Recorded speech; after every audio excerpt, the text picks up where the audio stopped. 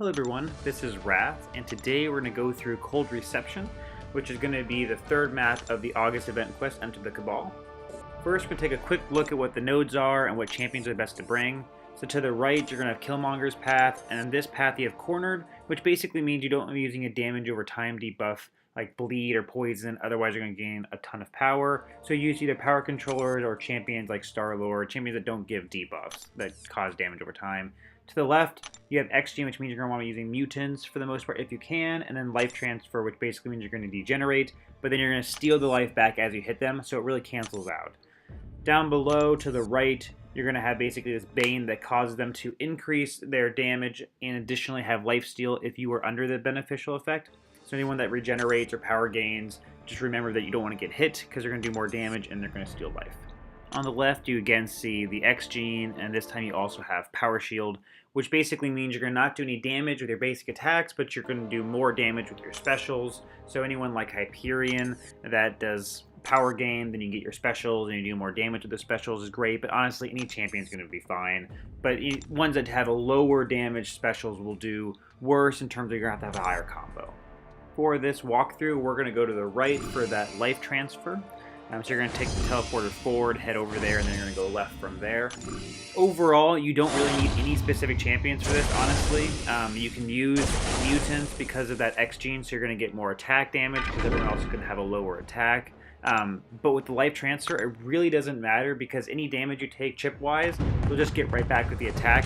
I chose Iceman here, again, mutant, which is a good choice, but you don't have to have anyone specific. That's the nice thing about this pathway, is or honestly, any pathway in this entire map, is you do not need to have specific champions, other than if you have a specific counter to a certain champion. So if it was someone's evasion, then you can have Iceman, which will help a lot. Big thing here is just really focus on your normal combos. Don't get too fancy. If you know the way to dexterity out of their attacks, do it. For instance, Ultron's, you can easily dexterity out of his first super. So I'd highly recommend baiting his first super. Right here, you basically dash backwards as soon as he activates it. Use the general strategies of attacking and shield dashing back, or dashing back after he dashes forward. With Ultron, he likes to activate his first super when you're further away, it seems, so kind of get a little bit of distance, and in general to activate it. You don't even need to do the dash back strategy sometimes. But again, I would not do anything super fancy. With the lifesteal, you're basically going to get your life back from the chip damage anyways, so just make sure you don't get hit by a full combo, because if you're trying to do this with 4 stars, that'll do some massive damage. So just take on the shield, dash backwards. If you're not familiar with the super, this route is very, very great for taking your shield, because you'll just get the damage back. You'll basically just get that life back afterwards by attacking them. So really just go through this slowly. Ultron's not that difficult. Just make sure that you're parrying him, doing your damage, and then baiting the first super, because it's much easier to deal with, as it's completely dodgeable. Alright, so going on to the second one. This one's going to be Punisher. If you don't have a power controller, then you will be taking more chip damage, especially from his supers, as they're very difficult to dodge. So just take them on your shield. But again, if you have science, that's fine, because for this one you have basically the science one being less. You'll see that this changes over time, depending on which node you're on. So I chose Magic for Punisher because he's going to reduce his attack damage through your shield by having that power control on him. So in general, if you have someone that can shut down power gain for Punisher, I would recommend it. That way you can basically keep him from generating too much power and doing too much chip damage to the shield.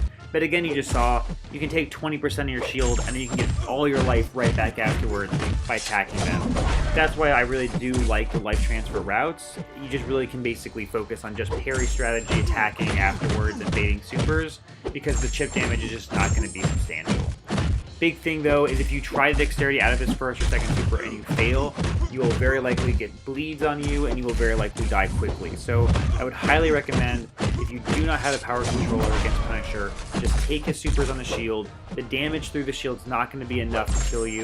You can just get that life right back afterwards. Some of the timing after his specials, if you're doing first or second, it's very difficult to get back in right afterwards.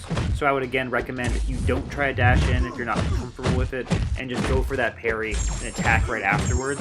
It'll be a longer fight, but in general it doesn't matter because of this lifesteal. It might be different if you didn't have the life transfer, because then you're having that high chip damage, but for the most part, you're going to be healing yourself completely each time, so just don't worry about it. And again, I'm not even using the correct type on this fight, because magic isn't science, so I'm still withdrawing some of my attack damage, but overall it doesn't matter, because you get that life transfer back, so it's okay if it's a longer drawn-out fight. Do remember that Punisher can endure at the very end there, so don't get too excited about finishing him off very quickly, because you might accidentally give him his third super, so just be very cognizant of that endure at 1%. Now we're going to go over to Hela. Hela is very similar. Remember that she can become indestructible at the end of her fight if she drops below basically her last health, so just make sure that you're not pushing her through a third super. Again, some of her supers are harder to dodge, so you can if you want to do a power controller. It doesn't matter particularly. Again, if you're not familiar with a first or second super, I would just actually take in the shield like right here. You can dodge those spears 100%, but if you're not confident with it, I wouldn't even worry about it. The damage from those spears is almost negligible, and you're going to get it right back afterwards. So I would really recommend, if you're not comfortable with this, especially on this pathway being life transfer, I would just take everything on the shield and just continue from there. So again, I'm using magic, but if you were fighting Hela normally, you would just take those spears and the shields. If you were not power controlling, try to bait the first super, but definitely don't go for the third.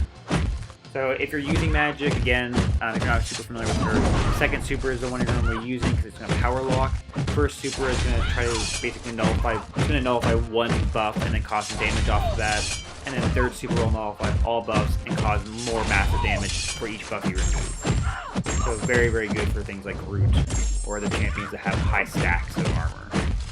So again, you see that indestructibility, you can nullify it as well if you do have magic. But in general, it's basically just like Punisher's Endure. Okay, so now we're going to go to just straight up Black Panther. This is not Black Panther Civil War, so there's not much you need to worry about with this one. Basically, you just don't want to get hit, as usual. So again, this is Split Atom, so you're going to want a Science Champion. So now you're going to just basically block him, just like normal, parry strategy, attack afterwards. If you use someone that causes bleeds, like the X-23, the fight will go faster. But in general, again, lifesteal is going to save you the entire way. What you're seeing throughout this video is that with that lifesteal pathway, you really don't need to be worrying about hit damage. The nice thing about this map is you really don't need to have specific champions. For the most part, just take in your highest champions. That's what I recommend. Your highest damage output champions. You don't need specific champions for this pathway. It doesn't really particularly matter because of that lifesteal. So again, use your supers, parry him. Black Panther's first and second super are both completely dodgeable, so you can do it on either one. If you want to push the second super bar, then you can bait out 2 bars rather than just 1. But again, he just basically does this combo with the end being a kick, and you can dash in right afterwards. So for both of Black Panther's supers, just dash all the way back to the corner, and then dash right in afterwards. So you really don't need to worry about anything after that. Okay, so that was Black Panther, not particularly difficult. Again, this pathway is not too bad. So now you're going to go into Cyclops. Again, Cyclops' first super is harder to dexterity. His second super is easier, so if you can push him to his second super, that's fine. But his first super is much harder to dodge for a lot of people, and you can get hit by that pretty easily and does a fair amount of damage. So what I recommend is, if he uses his first super, just take on the shield. If you use his second super, you can dodge it very, very easily. Try to push him to a second super in that case, because that way you can dodge the easier special. If you're not familiar with dodging his first super, just take on the shield like I did right there. It's a longer duration beam, so you can get hit by it at the end if you dexterity it too early. So I would again recommend just taking on the shield. You'll see here that for these walkthroughs, I like to do the strategies that are going to be very more easier for everybody, kind of get them through the map no matter what, rather than doing the most fancy strategies. So again, I would highly recommend you just take on the shield and then move on from there. So here you'll see a second super soon. This one you can dodge very, very easily. Just dash backwards and then you just dash back at the very end. His beam isn't long enough to hit you through that dexterity, so that's why I'm saying the second one's very easy. If you're not familiar with dodging that first super, I would not say start doing it uncollected. Just take on the shield, you're going to regenerate the health anyways. And if you don't want to dexterity that last beam attack, that's fine too. Again, with life transfer, you can take a lot of chip damage, so I would not be concerned with that at all. You're really just trying to get through this fight with as much health as you have possible to get through that boss, depending on what your champion levels are. We're using 4 stars here just to show that this is completely doable with 4 stars. So you can basically get through 2/4 or 2/3 of Uncollected without problem. It starts to get a little more complicated, a little harder with the Adaptoid and Red Skull, but you can definitely get through this with a team of 4 stars. Alright, so now you're going to get ambushed as you normally do by Punisher 2099. With Punisher 2099, he's very similar to normal Punisher in that you're not going to want to dexterity out of his first and second super because they're basically large gun attacks. So take them on the shield. You don't have life transfer anymore, so that's why I'm using magic here to basically reduce my damage intake. But if you don't have magic, you should have gotten through this part of the fight with having a lot of champions left. So just know that you're going to take some damage over time. You're going to take some damage to the shield. Ideally, for Punisher 2099, you could have someone that could dodge supers, like Sparky, or you could have someone like Daredevil, or you could have a power controller like Magic, and basically just control his supers, that way he doesn't get them anymore, and you take very, very little chip damage. He does regenerate at the end, so if you have a heal blocker, that's great, or if you have someone that can just push through the end. You also can use Despair with bleeds or poisons to basically just nullify that regeneration, or you can use Magic or Scarlet Witch to actually nullify the actual regeneration buff. Either way, it doesn't particularly matter. You can do it a variety of different ways with Punisher 2099. He's not particularly difficult.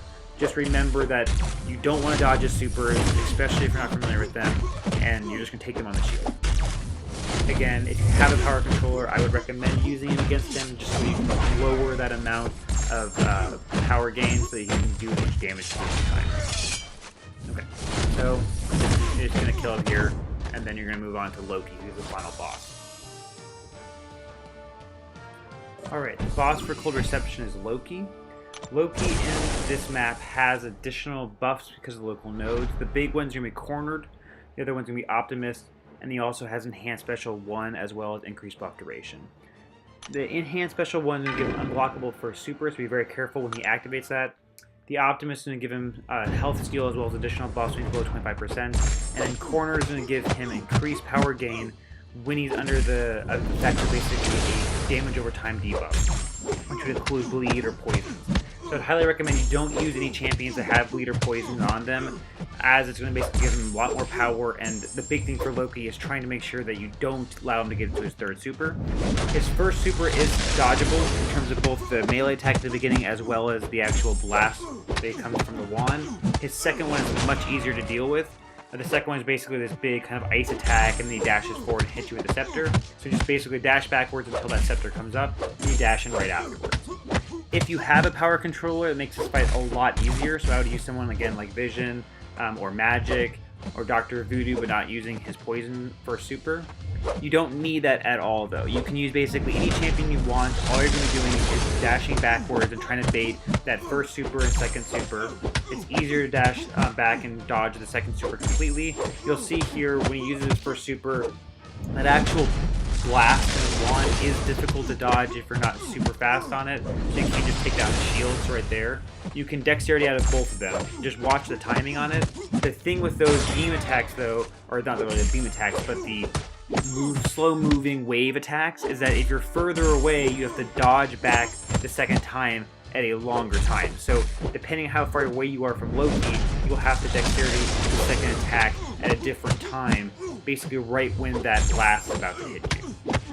Other than that, Loki is not particularly difficult. Again, you can use this with any champion you want. Another thing to note here is this is where some people get in trouble, is after that first super, if you're too far away, you're not going to be able to get in time afterwards to get a combo in right after that first super.